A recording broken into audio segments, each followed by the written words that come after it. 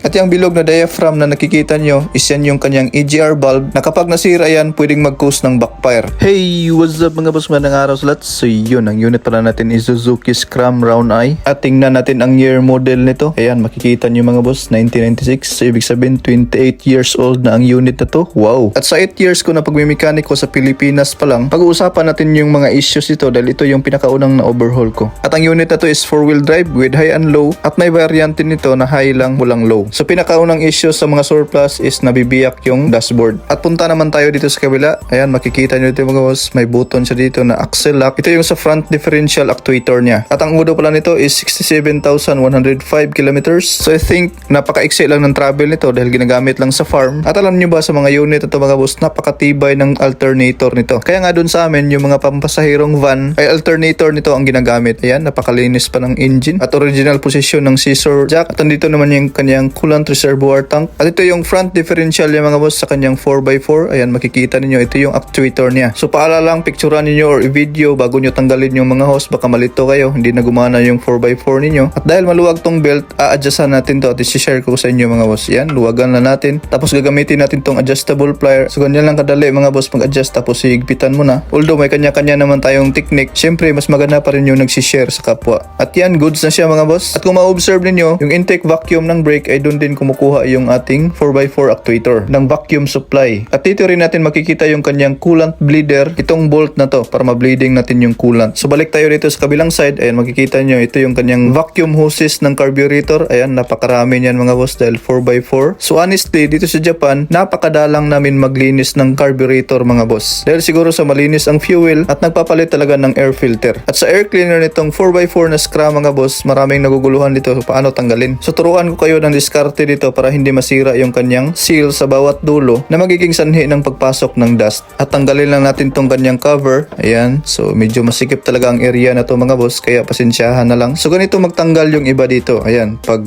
hugot nila, ayan, makikita nyo, inaangat tong side na to. Ayan, so natatamaan yung seal at ito may tama na nga. At kung dito naman sa likod mga boss, ayan, tatama rin dito. So ganito lang yung kadali mga boss. Sundan nyo lang ako. Ayan, hugutin nyo, tapos taas, tapos ibaba nyo unti-unti yung dulo. And that's it mga boss. Ganyan lang kasimple. At another common issue sa mga unit ito is kinakalawang ang mga side na to. Bakit nga ba mga boss? Ito i-explain ko sa inyo ha. Ayan, makikita nyo dito, yung rough na surface sa right side, yan yung mga asphalt coating para ma-prevent yung rust. At makikita rin natin to sa mga bagong sasakyan ngayon. At kung ma-observe nyo dito mga boss, ayan, walang asphalt coating yung pinakagilid, di ba? All around yan. Kaya yan yung pinakaunang kakainin ng kalawang. At next na madaling kinakalawang dito mga boss is dito. Ayan, bumubulutong yan. Itong lower side na to ng siding. At i-explain ko sa inyo mga boss kung bakit. Sa Pilipinas, binubutasan ko to ng barena. Ayan, dito sa mga side na to. Ayan, at doon. At hanggang doon sa likod. Kasi yung mga tubig kasi dito mga boss na pumapasok, ayan, dyan, pumapasok siya dito.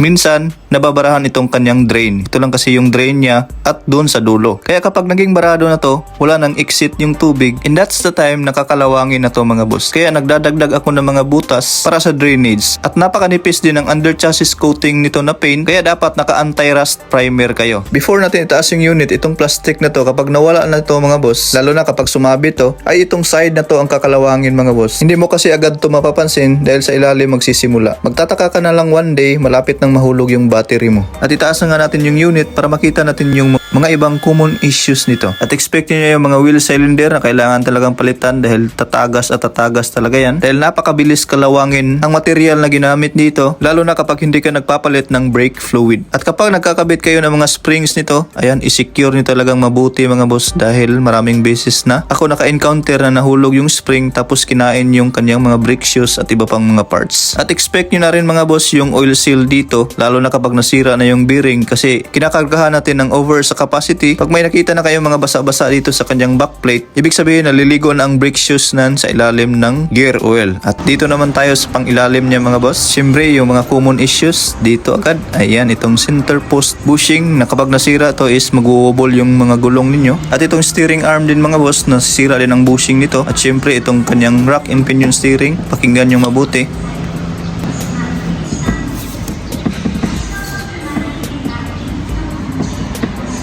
at napakaingay nito sa rough road mga boss. At next mga boss is itong mga mounting rack and pinion steering kasi nililipat nila dito sa left side at minsan ginakalawang yung mountings kaya natatanggal kaya napakadelikado nun mga boss. At believe talaga ako sa clutch system nito mga boss is napakatibay talaga at yung carburetor nito normal na yung magdi-leaking talaga time to time. At itong hose na to mga boss patungo sa kanyang air cleaner is may purpose din to lalong lalo na dito sa Japan na may winter season. So kung susundan natin, connected po ito sa ating exhaust manifold cover pero walang dumadaan dyan na exhaust gas. Kung baga yung init lang ng exhaust manifold para mabilis mag-generate ng init yung engine. At expect nyo na rin yung mga oil leaks in different sides sa engine ito. At dapat nyo na rin linisin yung mga terminal sa ilalim ng distributor cap nito dahil magkukos yun ng hard starting. At yung bilog na diaphragm na nakikita nyo is yan yung kanyang EGR valve na kapag nasira yan pwedeng mag-cause ng backfire. At itong pipe na to na galing sa tangke, ayan, sundan nating mabuti. At dito siya patungo mga boss sa charcoal canister. Ito yung nagka-convert sa fuel fumes into combustible mixture na ibabalik niya doon sa inyong air cleaner para magamit ulit na panggatong ng engine. At yung mga leaks sa front at sa rear differential nito is normal na lang. At kung umabot ka sa video na to ay maraming salamat mga boss. Huwag kalimutang i-like at i-share. Thanks for watching. God bless a lot. See you at the next video.